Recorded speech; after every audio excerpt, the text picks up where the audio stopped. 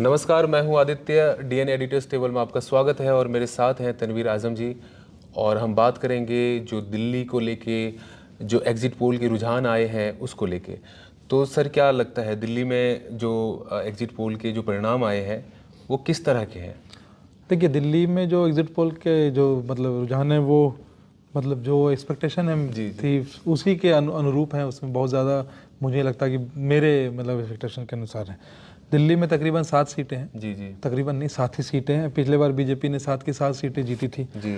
इस बार जब चुनाव की घोषणा हुई तो बीजेपी ने अपने 6 कैंडिडेट बदल दिए जी। सिर्फ एक सिटिंग एमपी को छोड़ा, वो थे मनोज तिवारी। बाकी 6 के 6 जो उनके सिटिंग एमपी थे सबको हटा के उन्होंने नए चेहरे लाए। और जो एग्जिट पोल के जो रुझान है और सारे एग्जिट पोल को अगर हम लोग एक एवरेज आउट करके देख रहे हैं तो हमें ये पता चल रहा है कि दिल्ली के अंदर तकरीबन एनडीए 6 से 7 सीटें, मतलब बीजेपी 6 से 7 सीटों पे जीत रही है। और इंडिया अलायंस क्योंकि आप और कांग्रेस दोनों साथ में मिलकर लड़ रहे थे तो उनके खाते में शायद एक सीट चली जाए। मेरे ख्याल से जो एक सीट जाने लायक लगती है दिल्ली में वो शायद ईस्ट दिल्ली वाली सीट है, जहाँ से हर्ष मल्होत्रा और कुलदीप यादव के बीच की लड़ाई है। तो वो सीट शायद उनके खाते में चली जाए।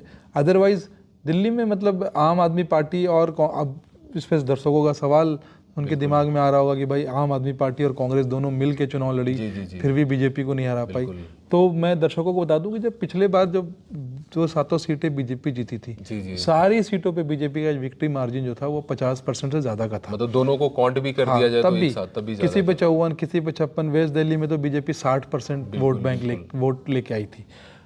प्लस मैथ्स में होता है कि भाई 2 + 2 4। बिल्कुल। इलेक्शन में ऐसा नहीं होता है कि भाई इस पार्टी का वोट उस पार्टी को चला ही जाएगा, इसकी गारंटी नहीं होती। खास के ऐसे चुनाव में जहाँ पे एक अच्छा ऑप्शन भी आपके सामने है नरेंद्र मोदी के तौर पे। तो इसलिए दिल्ली से मुझे बहुत ज़्यादा, और पार्टी के लोग, आम आदमी कांग्रेस वाले कुछ भी बोले, जो दिल्ली पे ग्राउंड पे भी जो दिख रहा था उसमें भी कोई बहुत ज़्यादा ये नहीं था। अरविंद केजरीवाल के जेल के बाहर आने के बाद भी, क्योंकि चाहे कांग्रेस भी उतनी मजबूत नहीं है दिल्ली में, और जो कांग्रेस और आपका जो वोट बैंक है वो सेम ही है। आखिर कांग्रेस के ही वोट बैंक को तो खाकर आप खड़ी हुई है। बिल्कुल। बीजेपी का वोट बैंक दिल्ली में कभी नहीं घटा। इवन जो असेंबली इलेक्शन होते हैं उसमें बीजेपी का 33-34% वोट बैंक है, और वो बना हुआ है। चाहे वो 3 सीट जीते, चाहे वो 7 सीटें जीते, चाहे वो किसी दिन वापस सरकार में आ जाए, लेकिन उनका वोट बैंक नहीं हिलता। तो ये इसलिए, और मुझे लगता है वोट ट्रांसफर भी प्रॉपर नहीं हुआ, और शायद वो उस तरीके से दोनों पार्टी लड़ नहीं पाए। शायद कांग्रेस वाले आपके समर्थन में वोट नहीं डाले, या आप वाले कांग्रेस के समर्थन में वोट देके नहीं आए। प्लस कांग्रेस के कुछ सीनियर लीडर भी चुनाव से पहले पार्टी छोड़ गए आपसे गठबंधन के वजह से। हरविंदर सिंह लवली, चौहान और ये सब बहुत सीनियर लीडर थे। वो एमएलए रह चुके थे, कोई एमपी रह चुका था।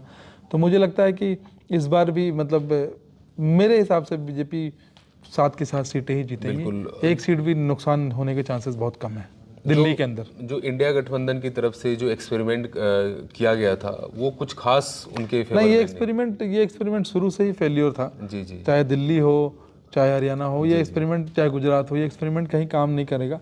और आप ये सोचो ना कि आप दिल्ली में साथ में लड़ रहे हो, पंजाब में अगेंस्ट में लड़ रहे हो, तो ये भी तो दिख रहा है ना वोटर को।